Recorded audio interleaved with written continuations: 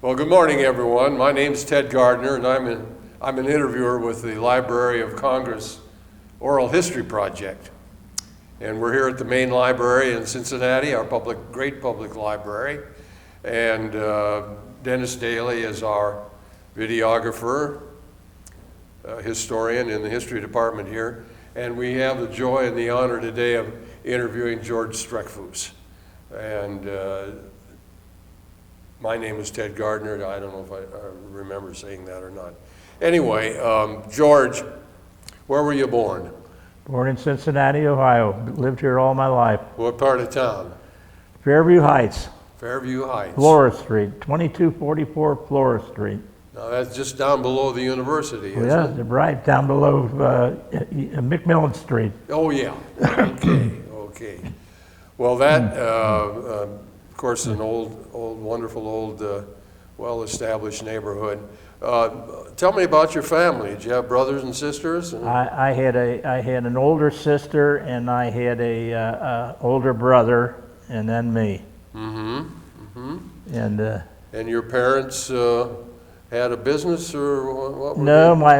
my dad worked for Baldwin Piano Company for something like 60 years. Is that so? Over Right. here on Gilbert Avenue. Gilbert Avenue, that's right. How about that? And actually, he walked to work at times from Flora Street over to Gilbert Avenue. Of course, there was not that much transportation in those days. You had a streetcar in that, and the streetcar wasn't even close to us. So, How about that? yeah, and he never did drive a car. Is that so? Yes, we never had a car until my brother and I grew up, and then they finally bought a car, which my dad never ever did drive. He was a walker, and I attribute to the reason he lived to be 90 years old too. Right. Kept All the himself in walking. good shape. He would walk out to Burnett Woods and play cards with what they called the Millionaires Club, and I don't think they had anybody had a pot to what in. Hardly had a nickel between them. That's right. But Well, that's very interesting, and those days were really something. Now, where did you go to elementary school? I went to Fairview Grade School. I went to Hughes High School, and I went to the University of Cincinnati. Ah, very, very good. So I tell everybody I walked to every school I went to. How about that? Well, those days through the depths of the terrible depression and everything, they were very interesting times. Yes, they were. And we all have great memories of those days. And did you, as you went through your stages of school, primary and then secondary, did you have a job? Did you work or earn money or anything like that? Well, I didn't have a job until I graduated. I graduated from Hughes when I was only 17. I graduated in 1941, and I was only 17 years old. And at that time, the war being on, and that they would not hire you in a machine shop until you were 18. Oh. So I had applied for a job at Wright Aeronautical Company and also the Cincinnati Millicron, but they couldn't hire me because I wasn't old enough. See, so my cousin got me a job. She worked at Pease Lumber Company, and I went to work for Pease Lumber Company unloading box cars and Over in the north side there. over in yes, right in Northside, and I was making 33 cents an hour, and I thought I was a millionaire. Boy, oh, 33 cents an hour. Well, as soon as I turned 18, I heard from the Millicron and I heard from Wright's, and Millicron was only paying, and I'd had to go into their training school, which was only paying something like 33 cents an hour too, but Wright's was paying $1 an hour. wow. Man, Big time. You know Big where money. I went, don't you?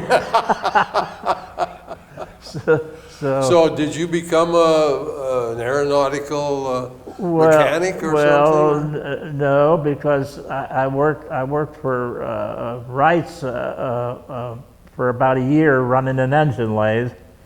This is a funny thing too. I ran a Lodge Shipley engine lathe.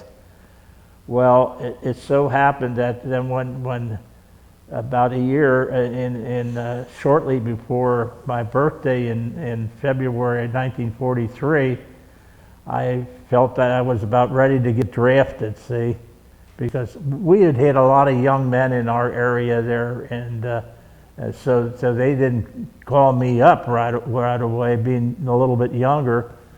But then when I was ready to get drafted, I thought, doggone it, I'm gonna beat the draft. You know, I'm gonna go down and join the Air Cadets. See, everything at that time was the Air Cadets. Oh yeah, that was big stuff. Yeah, well, I went there. I took a day off of work at Wright's, and I went down and I took the mental, wrote the mental exam and passed it with flying colors, and then I took the physical, and I got done in the physical, and the guy says, well, we can't take you because you're underweight. I thought, wow. He says, well, why don't you go home and eat some bananas and come back again? Well, that just killed it, you know. I was the most disappointed guy in the world over that. Yeah.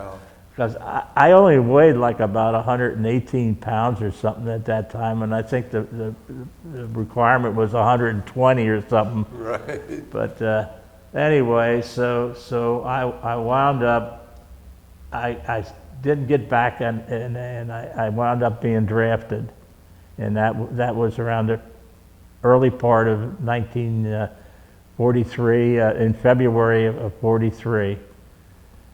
So I went to Fort Thomas, Kentucky, and was only there for maybe a week or two, and they loaded us on troop trains, and we didn't know where we were going, and I thought we were on that troop train for forever. Where'd they send you?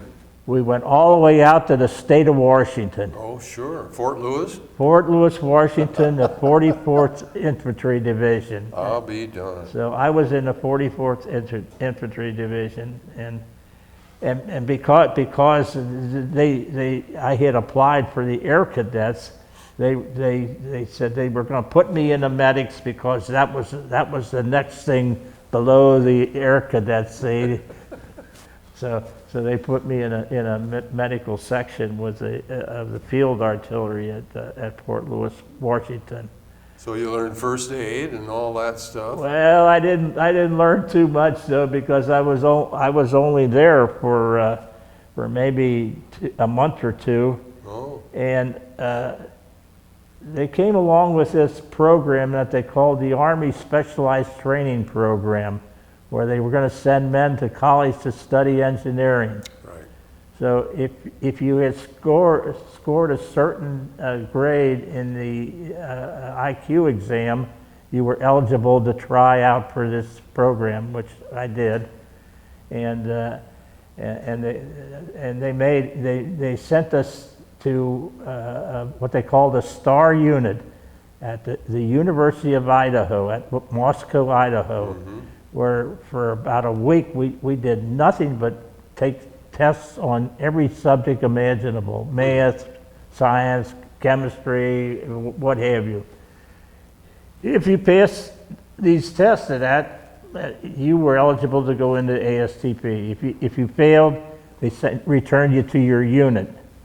So I passed, and they sent me to the University of South Dakota at Vermillion, South Dakota. Oh my gosh. Right across the river from Sioux City, Iowa. Yeah. Yeah. Of all places. Right. And that's the funny thing about it is I was out on the West Coast, and yet they sent me back there when I hear how many units there were out on the West Coast in this ASTP, but that was the way the Army did things. Mm-hmm. So I was at the South Dakota for Well, ASTP was a 9-month program. It was broken up into three-month sections, and then between each section they would give us a week furlough. So I completed what they called basic engineering there, and they announced they were closing down the program, and well, we didn't know where we were going to go.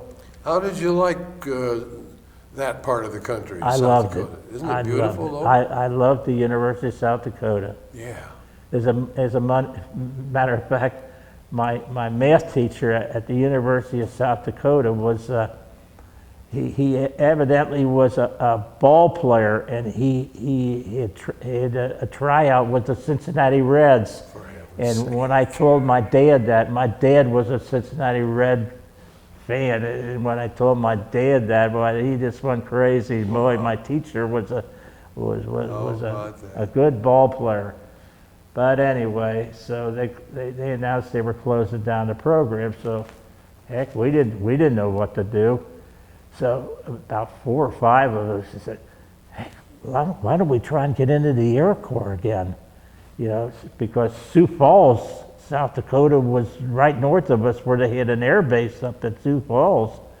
So we all went up to Sioux Falls, 4 or 5 of us, and took the physical again and the mental. As a matter of fact, the major of our unit, ASTP unit, he told me, he says, "Why don't you just send for your records from Cincinnati, because that mental test is real tough, you know."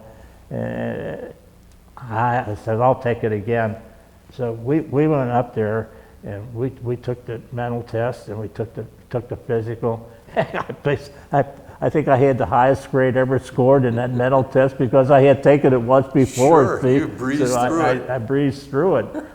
And so we came back to school there, and waiting to see what happened, and here they announced, "Oh, I'm sorry, boys, we closed down the Air Corps program too." So here we were. Well, now that's a curious, George, Jack, because they what was the Army saying about you guys? They weren't just going to cast you adrift, were they? They weren't telling us anything. So we had no idea what was going to happen to us. And the war was on. Yeah. Well, of course, this was, we were in I-43, ASTP. This was probably the early part of 44, around there, that this all was taking place. So anyway, they loaded us on trains, troop trains, and we didn't know where in the heck we were going. We sort of headed south. We wound up at Fort Leonard Wood, Missouri. Now, the 97th Infantry Division had just come back off of maneuvers in Louisiana, and they had come back to Fort Leonard Wood, Missouri. They took all the privates out of the division, sent them overseas as replacements, and put us in their place. Oh my gosh. So here we were again. We couldn't even get a promotion, because they kept all their non-coms, officers and non-coms, and when you went into ASTP, you couldn't hold any rank. If you held rank, you were broke. Yeah. So we were all privates or PFCs, or what we were at that time, and here we were. Now we were placed in a position where we were nothing but privates in this. After all this training, we were nothing but privates in this division. You were locked into that. Yeah. Oh, this doesn't end here. Wait till you hear the rest of this. Okay. So we trained. We went through basic training there, and they sent us out to the West Coast. We evidently were going to go to the Pacific. They sent us out to the West Coast. We took amphibious training under the auspices of the Marines out there, Camp Pendleton and that. we were stationed at San Luis Obispo Oh, yeah. in the mountains of California out there. Sure. And so we took amphibious training, and this was in December of '44. We were ready. We were waiting for our orders to leave for the Pacific, and the Battle of the Bulge came up over in Europe. So, you know where the 97th Division went? Not to the Pacific. No. We went clear across the country to Camp Kilmer, and eventually over to Europe. Well, when we left California, I was the acting assistant squad leader. For some reason or other, we lost some of the non-coms. They were transferred, or what happened to them, I don't know. But there was an opening for assistant squad leader, which normally is a buck sergeant. Okay, but in our outfit, you didn't go up from a PFC to a buck sergeant. You went up in one grade at a time. See, so I was up for corporal. Well, we went over to the East Coast, and we were at Camp Kilmer, and getting ready to leave for Europe. That was in New Jersey, wasn't it? Yes, it was New Jersey, right? And so we get over there, and they put a kid in our company that was in a division that went overseas before us. I think it was the 77th or something like that. He got sick, and he didn't go over with his division, so they put him in our company to go overseas with us. He was a corporal. So you know what that meant? That meant Georgie couldn't get a promotion again. We hit our full TO again. See, You were cursed. and he was a company clerk. So we went overseas, and he never was assistant squad leader. He was up in the company as a company clerk, but he was a corporal, and I was still a PFC. And I was still the assistant squad leader. So we went over to Europe. We went over in Liberty ships. We landed at Le Havre, France. Went to Camp Lucky Strike, and we were there. We were only there a short time when they started moving us up to the front line, and.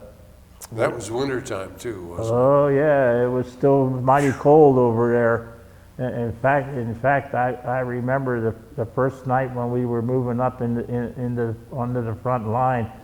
We slept in the woods, and my squad leader and I, Hank was my squad leader.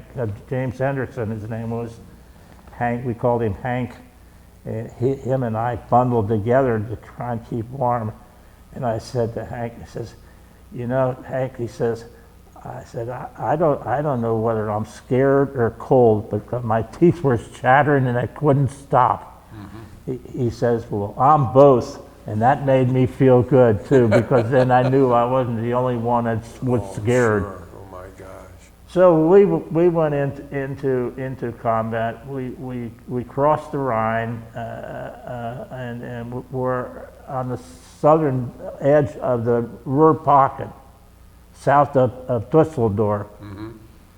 And we served in combat there. We fought until the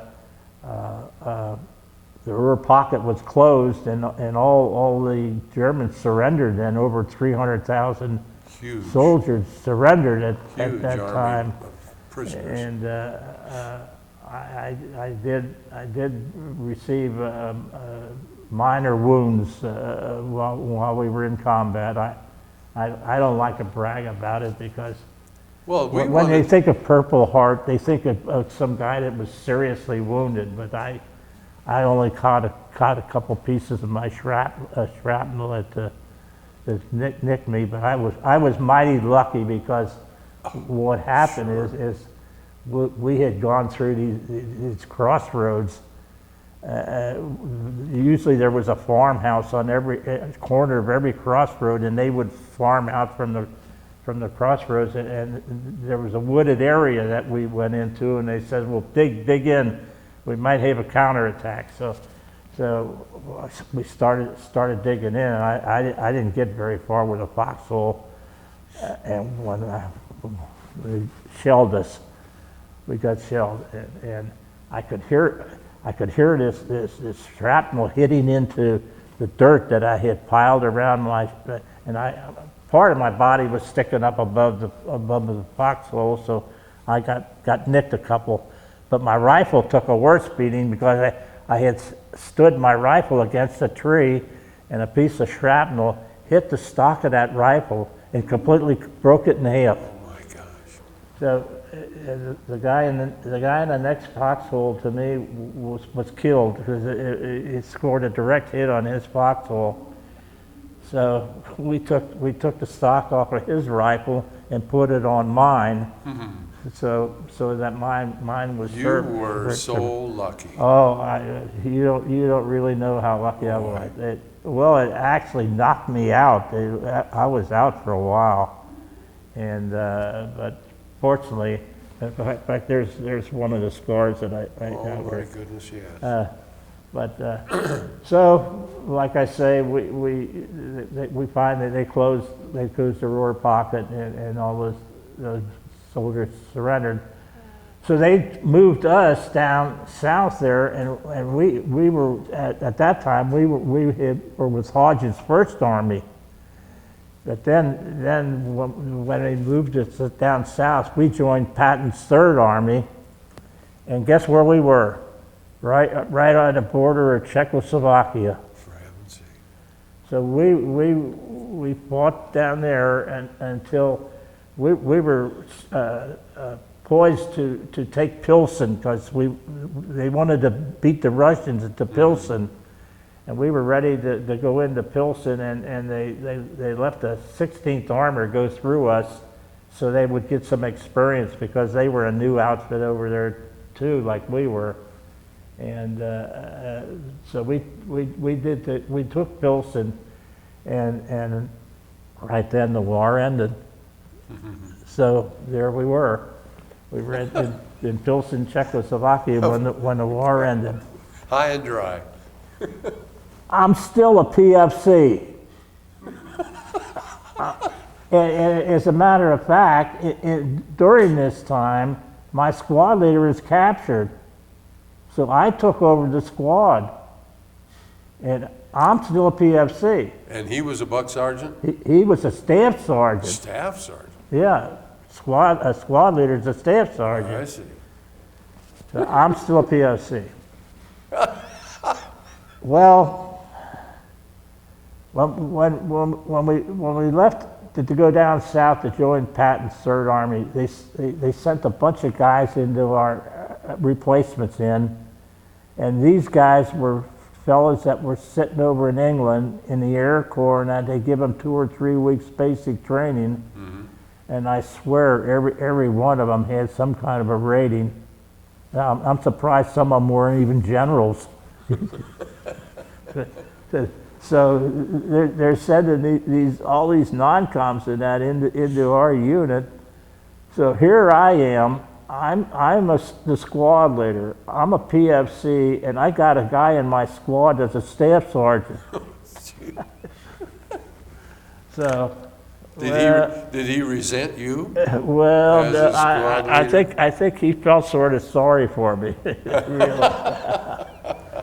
But anyway, like we say, we were down there until the end of the war, which ended when we were in. Now, was that as far south as Munich, or? Pilsen, Czechoslovakia was pretty far south. I would say it was. Yeah.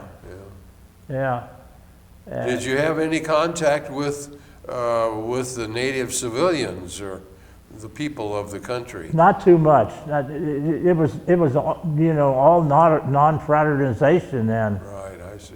And so we really weren't that long, because then we were only there a short time when they loaded us up into jeeps and trucks and that, and we came back to France via truck and jeep. In fact, I got to ride in a jeep all the way back to France. We came back to what they called Camp Old Gold at that time.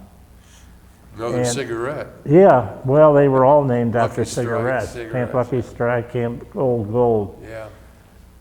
So after being there for a short time, they loaded us on Liberty ships. Back to the United States we came. So you left Le Havre, huh? Yeah, we left For from Le heaven's Havre to And go back you to. came back to New York, or where? We came back to New York. We saw the Statue of Liberty there. Oh, boy.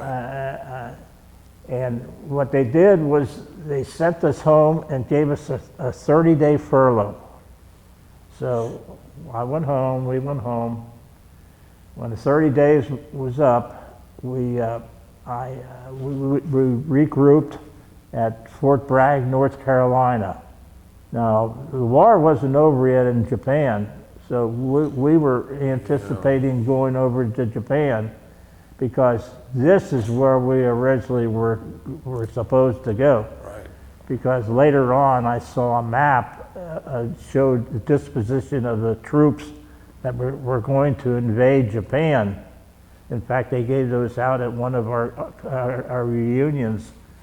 And but anyway, Now, this is still the 97th? Oh yes, this is still a night. This is the whole division. They Yep. sent the whole division back, and we regrouped down there. And mind you, I received my first promotion. At last. I became a corporal. Wow. After all that. Yeah, Oh, right. my goodness. So we were only there a short time when Harry dropped the bomb. And so actually the war ended while we were down at Fort Bragg, North Carolina, and we thought, oh well, good, we won't have to go over now. So, but little did you know, we did. They loaded us on the trains again, and out to the West Coast we went, out to Seattle, and we loaded on transports of President class ships this time, not Liberty ships. Mm-hmm. And we were actually on the water on the way over to Japan when they signed the peace treaty on the Missouri. So we got over there and we were occupational troops. We landed at Yokohama and we were occupational troops. Well, that's early September. Yeah, in fact, 1945. this was because we were on the water on my birthday. My birthday was in September, and we were actually on the water on the way over to Japan on my birthday. You saw a lot of the country then, back and forth. Oh, I sure did. I tell everybody that I crossed 2 oceans and it didn't cost me a cent.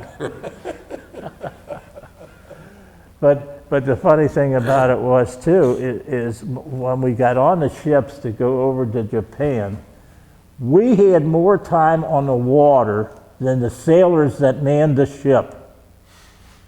Because we had been to Europe, we had taken amphibious training, and these guys were all recruits. I was hoping they'd get us there, being all recruits.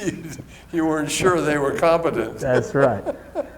So I was in Japan. We went. My company was stationed north of Tokyo, so I guess a little bit maybe northwest of Tokyo. And there was but this is the best story, and it involves him too.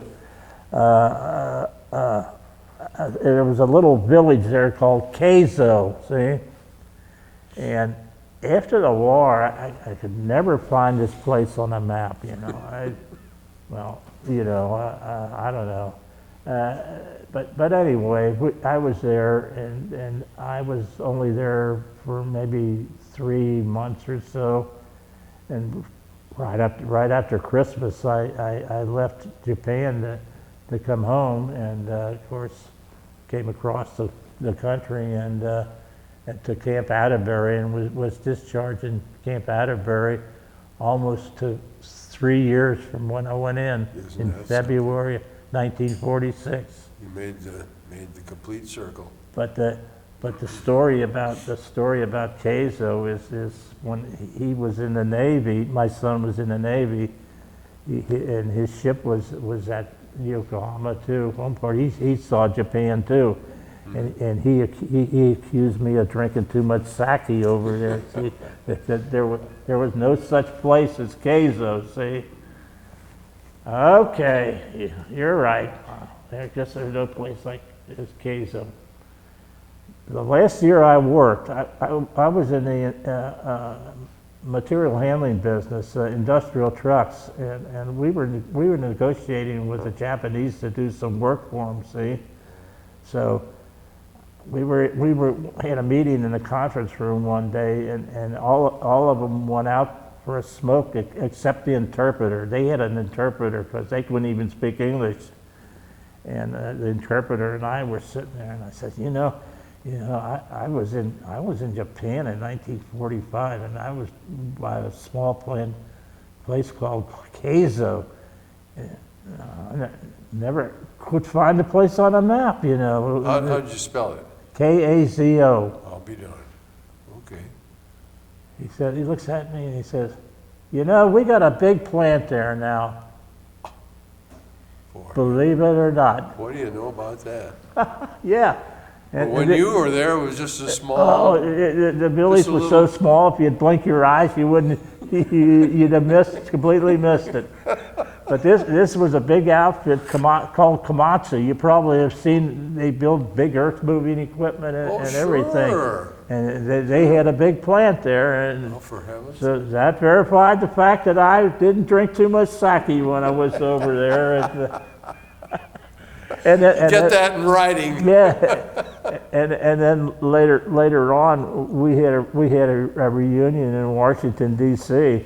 and they passed out some maps to us. We had company reunions, and they passed out these maps and what they called a railroad map of Japan. And sure enough, Keizo was on that map.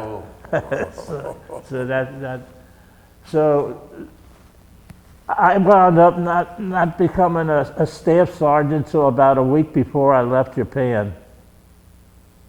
But I finally made the grade about a week before I left Japan to go home. Good for you.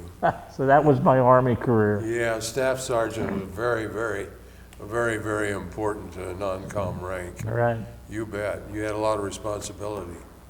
Well, that is fascinating, Jack. Here you were being shuffled all around the world. You enjoy hearing that.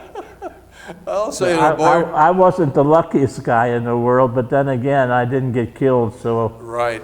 And it was interesting, you. And the thing about it is too is I was discharged and I was in UC a week later, and I had a year and a half of credits from ASTP. Good for you. Now you took the GI Bill, didn't you? Yeah, I took the GI Bill, Right. graduated from UC with a BS in mechanical engineering. Oh, good for you. Oh So- my gosh. All right, now with this, that very fine degree, what did you do with that? I worked for a small company that built industrial trucks. I didn't particularly want to go with a big company, and I Here in town? yes, we were down on Spring Grove Avenue, right near Palo Val. What was the name of it? Lift Trucks Incorporated. Okay, The Stubing family owned it. okay. Stuebing. Oh, Well, we were bought out. We were bought out though in, I think around '72, by a man by the name of Ralph Stolley. Now, you may have heard that name. mm-hmm. Ralph Stolley owned a half a dozen companies, He owned companies up in Sydney. He owned companies, Cornell Cylinder Company out in Blue Ash, Deerfield Manufacturing Companies. He was a Ralph Stolle had a business on McMicken Avenue years and years ago, a plating business. And from the story that I get, he wanted to borrow money from the banks, and they wouldn't expand, and they wouldn't lend him any money. So he moved out lock, stock, and barrel, and he moved up to Sydney, Ohio. And from there on, boy, they said he owned about half of Sydney. I know I went up there to visit one of his plants one time, and I was riding with some guy that worked there, and he says, Ralph Stolle owns everything this side of the road here. He was a rich. Yeah. And Sydney was just a dinky little town. Yeah. But he owned all these companies, and he bought us out, and I worked for him until the end of '89, and they actually moved our plant. They didn't buy the property. They just bought the company. They didn't buy the property. So they built a place up in Wilmington, right by the old airport space at Wilmington, Ohio, the Wilmington Air Force Base. So we were right on a runway there. And they moved us up there. Well, we had built our house in '64, and I didn't want to move up to Wilmington, so I drove from Green Township to Wilmington for 9 years, and it like to kill me. And at finally the end of '89, I said, I can't do this anymore. And you were in charge of a plant, were you? Or? Well, I wasn't in charge of the plant. I was in charge of engineering. Oh. All of the engineering. Well, I was general manager of the original plant after Stubing died. Stubing died, and we were bought out. And now, were you part of the UC Co-op plan at that time? Yes, I was. Oh, that was another thing. That was a famous thing. I co-opted, and I co-opted at Lodge and Shipley, and that's what I worked at Wright's. I worked on at Lodge and Shipley engine lathe, and I co-opted at Lodge and Shipley. But when I graduated, the economy was down flat. I graduated in '50. And the economy was flat, so Lodges wasn't hiring, so I just got on with this outfit, lift trucks, and made a career of it because I really liked the business. When did you get married, Jack? I got married in '48. I got married before I graduated from UC. We had a daughter. We had a daughter in '49. And then after I graduated in '50, he's a twin. Oh. We had twin boys in 1952. And believe it or not, we got twin granddaughters too. Is that so? Yes. It's in the genes. I don't know what it's in, but How about that? His brother has the twin girls. So we had one girl and two boys. You're very, very lucky. And we all live out in the area, not too far from each other. He lives out in Three Rivers District. My other son lives out on Devil's Backbone. My daughter lives on Bridgetown Road, and I live on Anniston Drive, right off of Work Road. Oh, I'll be darned. Yeah, I just attended a veterans meeting last Friday out at Kenning's restaurant. Kenning's, yeah, Bridgetown sure, there. yeah. I live on the east side. I'd never been out there. Yeah. Now listen, this is so interesting what you've done. You had this great experience. You had some frustrations, obviously, and you were very bright. You had the ability to do so many different things, but all of that was a strengthening experience through your life, wasn't it? It certainly was. It made you better all the time. Certainly was. That's just great. And then to get to UC and get that pig or that sheepskin. I wouldn't spend $1 million for it, and yet I wouldn't take $1 million for it either. No. Wouldn't want to go through it again, but No, I wouldn't want to go through it again. That's I right. know how you feel. Well, that is just wonderful. I wanted to ask you, when you mentioned Hughes, did you know Harold Riemeyer? Riemeyer. The lumberman, had the big lumber company out on Guest Street. I've heard of the Yeah. lumber company, but I don't. He was a Hughes guy, and no, I think he was older. He died, and then there was another friend of mine who was a Hughes man. I'm not from Cincinnati. His name was John Ahrens, and he was of that Ahrens family that built the fire trucks. Ahrens. Ahrens. I did know it. We did have an Ahrens, I think, at school there when I was there. Yeah. Well, Hughes put out a lot of outstanding people. Oh, Hughes was a good school when I went there. That's what I understand. It was definitely a good school. Yes. Well, now,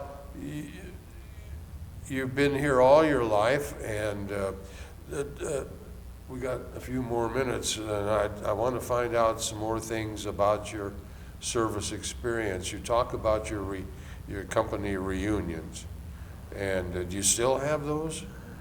Well, unfortunately, the last one we had was a couple of years ago. After we went to Washington.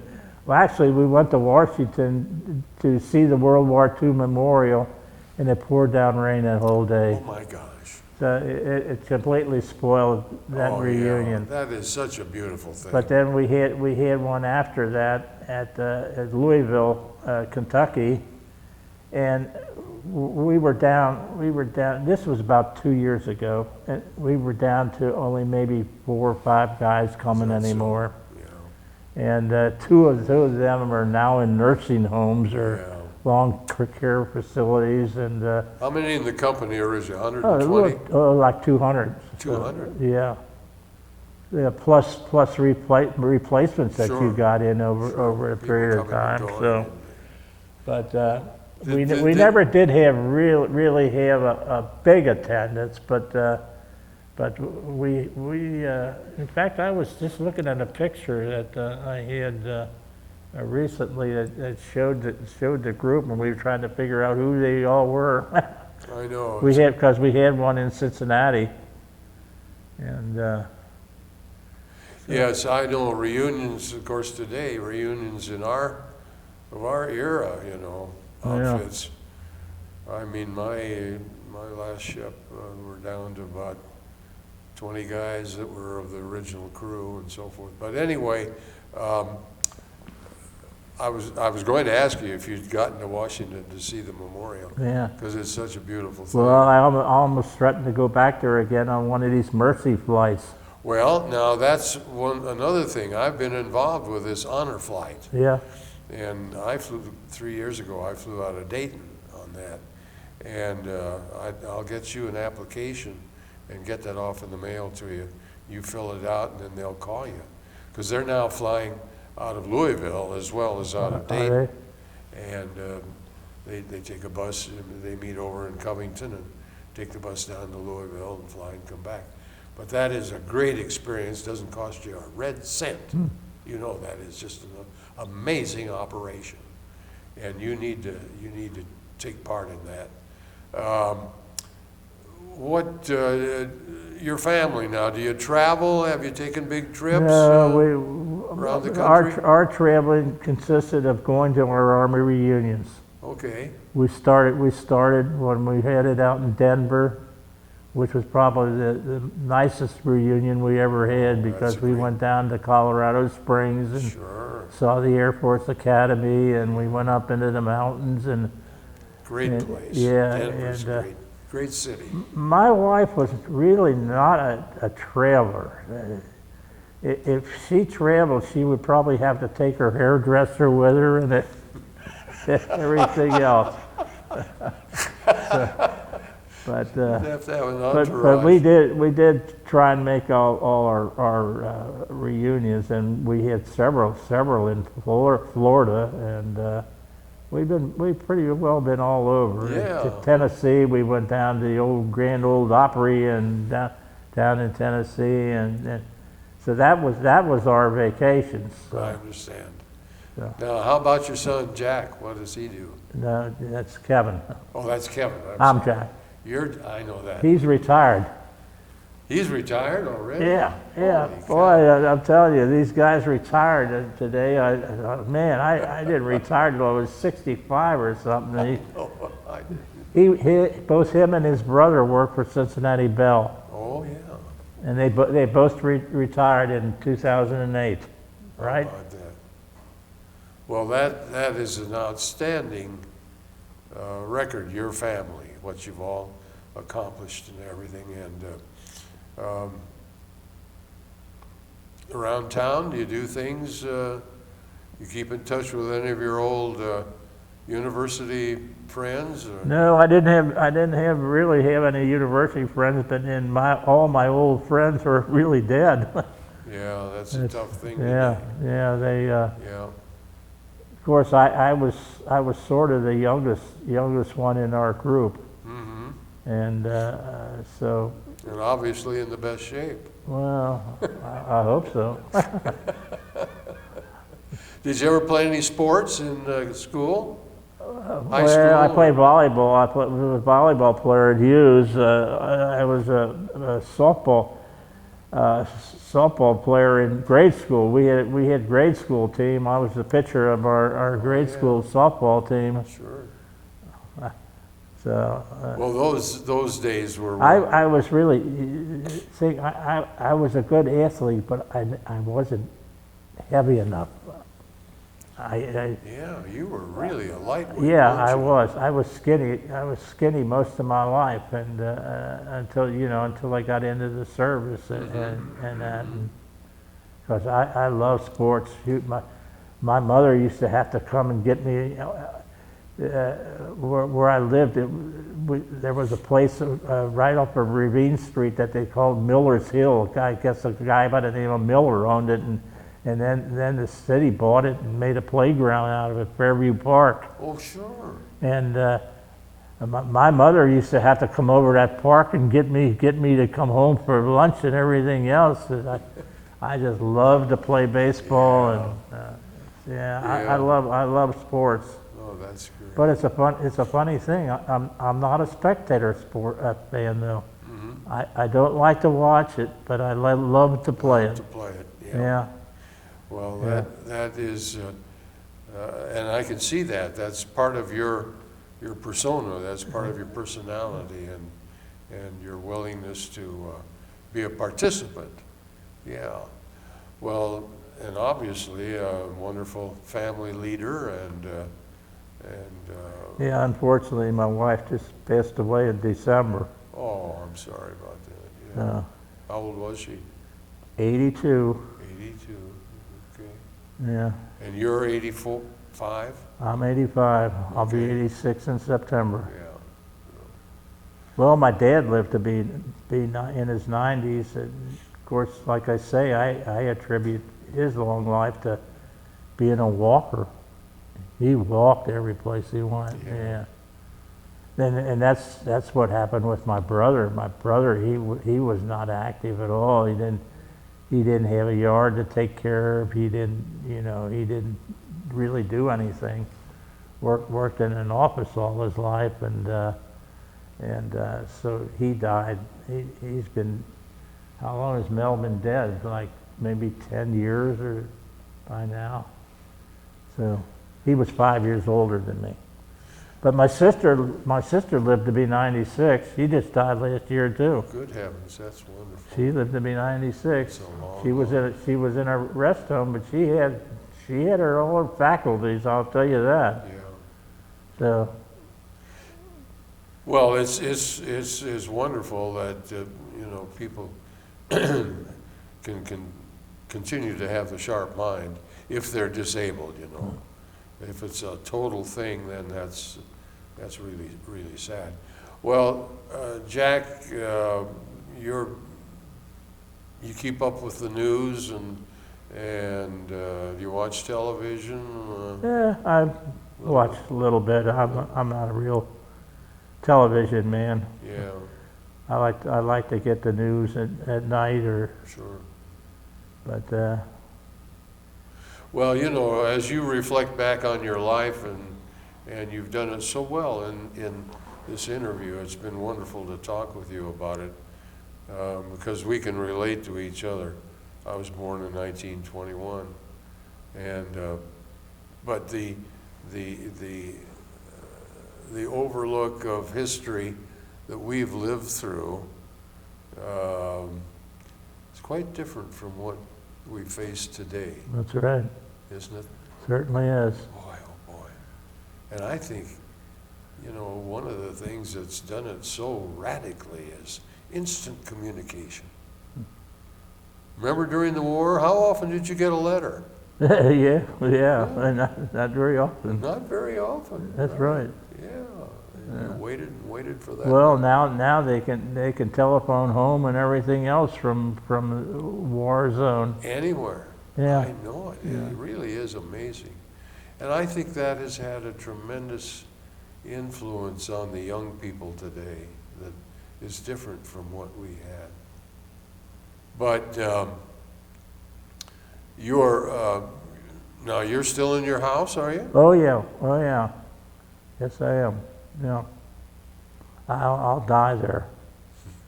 Because I think I would go crazy if I was in an apartment or a condo and didn't have anything to do.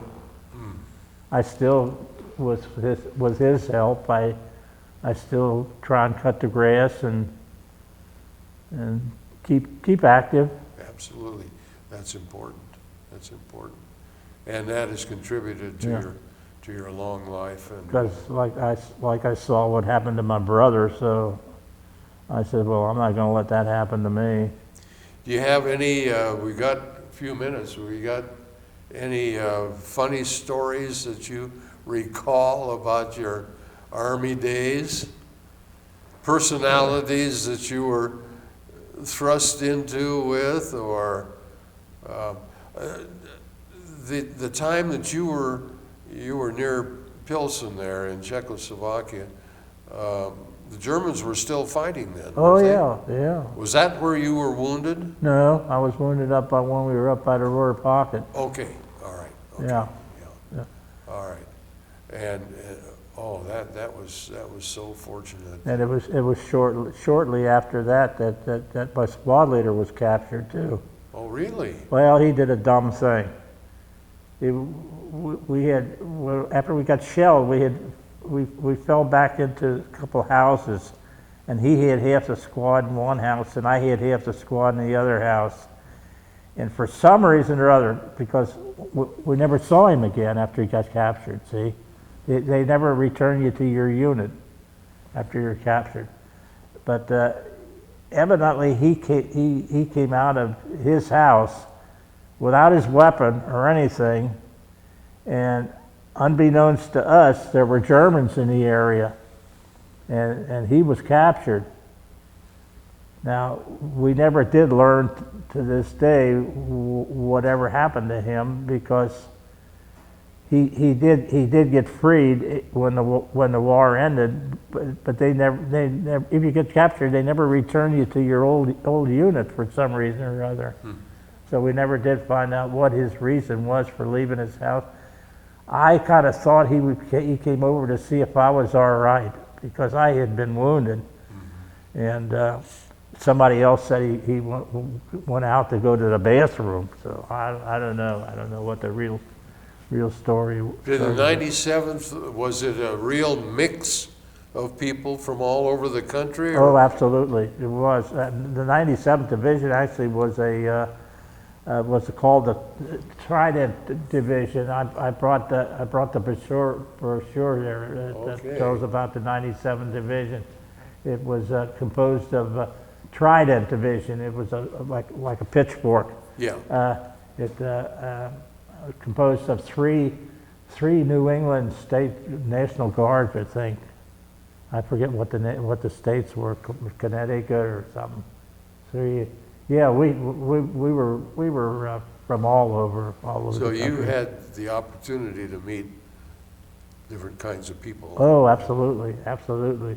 And that was an enriching experience My- too. Our platoon sergeant was an old Tennessee hillbilly. I'll be darned. As a matter of fact, all our platoon leaders of three of our platoons were regular Army men. Oh, They had been in for 20, 30 years, and in fact, when we went overseas, they didn't leave the one go over because they thought he was too old.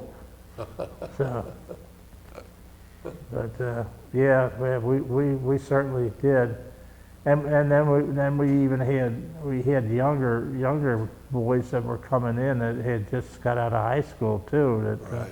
were drafted. So. How about equipment over there? Did you have good boots? Did you have warm uniforms and? Well, when we got over there, it was still pretty doggone cold. Yes. And wintertime. yeah, but we were all right as far as equipment went. How was the chow? Well, the chow wasn't too bad. Of course, when you're in combat, you don't get anything but K rations or That's right. something like that. But I don't know. If anybody tells you that they were in combat and they weren't scared, they're either crazy or they're a liar. You're right. So I don't care whether you're in combat for 1 day or 100 days. Combat is not good. It's not pleasant. And you never forget No, you never do forget it. what it was like. That's right. Because I have read a number of books where guys, replacements that came up to the front line, killed the first day they were there. Just imagine. I know. I know. There's one book I was interested in reading and it was titled "If You Survive," and it was written by a man by the name of George Wilson, and he was an officer, and what it means is if he survived the first day of combat, he was going to get a promotion. So, and I read this book, and he was in the 4th Division, and a buddy of mine from church was in World. That's a funny thing too. This fellow that went to our church is. I didn't know this at the time, but when I left Fort Thomas to go out to the West Coast on a troop train, this kid was on the troop train too, and we didn't even know each other. And we learned later on that we were on the same troop train going out there. And anyway, what that book was about was his exploits with the 4th Division, and he tells how he would get replacements up, and he wouldn't even learn their name. They would be killed. Yeah. And the funny thing is that my friend says, "Well, do you mind if I read this book?" And I said, "Well, no, go ahead. You're welcome to it." And after he read the book, he comes back and he says, my brother-in-law was in that 4th Division, and he was in this guy's company. My goodness sakes. So I couldn't believe that. I know. Yeah. Well, Jack, this has just been a wonderful experience. You're a fine interviewee and have a great story to tell. And we thank you so very much. We You're thank welcome. you for your service. You're welcome. And God bless you. And Oh, I did want to tell you one other thing too is, the fellow that I told you, the corporal that came into our company, Yeah. and he became a good friend of mine after the war. He did. Lived up in Mason, Ohio. Oh, he died. Yeah, he was a good, and I really used to rib him about how he caused me not to get a promotion. Sure. Yeah. Oh, that's a good one. Well, Yeah, thank you yeah. again, and wish you good health and Well, and a longer life. I appreciate the opportunity to tell my story. Well, you're on the record now. My daughter says I should write my life's history. So Well, this will help you. But yeah, this yeah, will help that's you. great. That's Okay, great. great. Yeah, this Thank you serves, so much. serves the We- same purpose. All right. Well, Good. that brings us to the end of the tape and the time here. And again, we thank you for coming in.